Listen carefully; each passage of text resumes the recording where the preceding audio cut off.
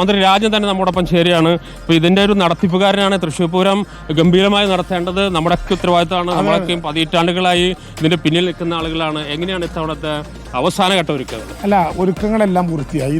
നേരത്തെ തന്നെ നമ്മൾ പൂർത്തിയാക്കി. പക്ഷേ ഇന്നലത്തെ വെടിക്കെട്ട് ജേസൺ കണ്ടല്ലോ, ഒരു 1.5 സാമ്പിളായില്ലേ എന്ന് മാത്രമല്ല, സാധാരണയുള്ള വിധത്തിലുള്ള നിയന്ത്രണങ്ങളിൽ അളവ് വരുത്തി, എന്നാൽ ഏറ്റവും സുരക്ഷിതമായി എല്ലാ കാര്യങ്ങളും പരിശോധിച്ച്.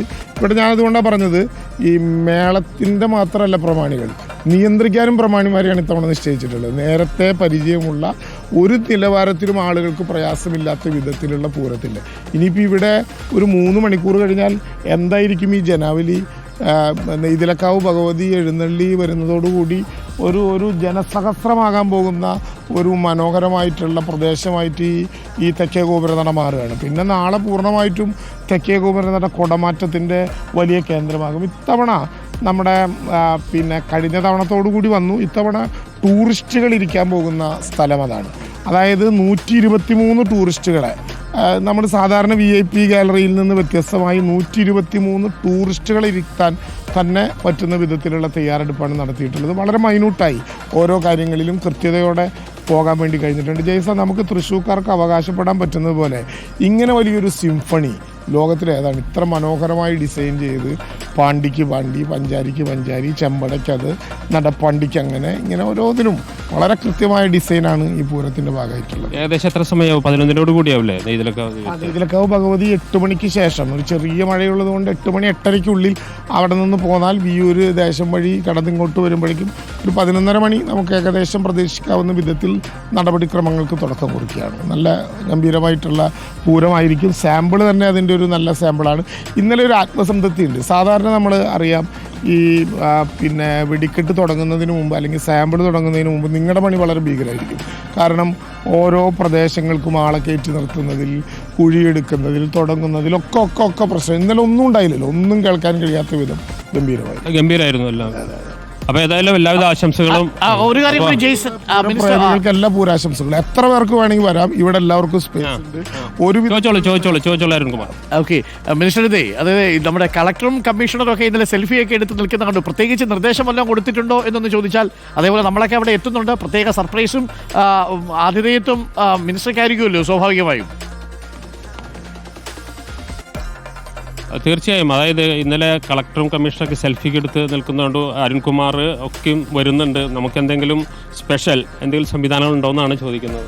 എല്ലാം അരുൺ ഇങ്ങോട്ട് പോന്നാൽ മതി. ഇവിടെ പൂരത്തിന് ഞങ്ങളെല്ലാം റെഡിയാണ്. നമുക്ക് അടിച്ച് തകർത്ത് പൂരം കണ്ട് ഇത്തവണത്തെ കളർ പൂരം നമുക്കങ്ങ് തകർക്കാം. തൃശ്ശൂർക്കാരൻ്റെ ഭാഷയിൽ പറഞ്ഞാൽ ഗഡിങ് പോന്നാൽ മതി, ഇവിടെ എല്ലാം റെഡി.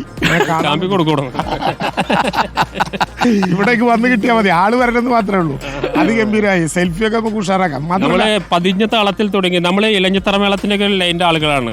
പതിഞ്ഞ താളത്തിൽ തുടങ്ങി അവസാനം കാലങ്ങൾ കയറി കൊട്ടി കയറണോട് നമ്മൾ ആദ്യം തന്നെ കുതിരം കൂട്ടില്ല, അതൊക്കെ തുടങ്ങി. അത് ഇലഞ്ഞിത്തറ മേളത്തിന്റെ ഒരു രസമുണ്ടല്ലോ. ചെമ്പടയിലാണ് തുടങ്ങി വരിക. പിന്നെ ഇവിടെ വന്ന് പാണ്ടിയിലേക്ക് കിടക്കും. പാണ്ടി ജയ്സൺ പറഞ്ഞതുപോലെ പതിയ സംവിധാനത്തിൽ തുടങ്ങി കാലം ഓരോന്നും കയറും തോറും അങ്ങ് കൊട്ടി കയറി തകർക്കും. അതുപോലെ പെട്ടെന്ന് ഇടിഞ്ഞു വീഴില്ല. സ്ഥായിയായിട്ടുള്ളൊരു നിലനിൽപ്പുണ്ടാവും അടിസ്ഥാനപരമായിട്ട്. അത് എല്ലാത്തിന്റെയും ബേസ് അതാണ്. അതെ. അതൊക്കെ പോയാൽ ഇത്തവണ പൂരത്തിന്റെ വെടിക്കെട്ട് നന്നായിട്ട് കാണാട്ടെ. അരുൺ വരുമ്പോൾ സാധാരണ ഞാനും ജയ്സനും ഒക്കെ കോളേജ് കാലത്ത് പഠിക്കുമ്പോൾ ഞങ്ങളൊക്കെ ഹോസ്റ്റലിൽ നിന്നും പ്രദേശത്തു നിന്നൊക്കെ വന്ന് നിന്നിരുന്ന സ്ഥലത്തേക്ക് വീണ്ടും നമ്മളൊരു തിരിച്ചു നടപ്പ് നടക്കുകയാണ്. വീണ്ടും ഒരു തിരിച്ചു നടപ്പ്. ആളുകൾക്ക് ഇത്തവണ ഞാൻ നോക്കിയപ്പോൾ ഇന്നലെയൊക്കെ നോക്കിയപ്പോൾ ആളുകൾക്ക് അങ്ങനെ ഒരു പരാതി ഉണ്ടായിരുന്നില്ല. അല്ലെങ്കിൽ ആളുകൾ ഭയങ്കര അസ്വസ്ഥത പ്രകടിപ്പിക്കും.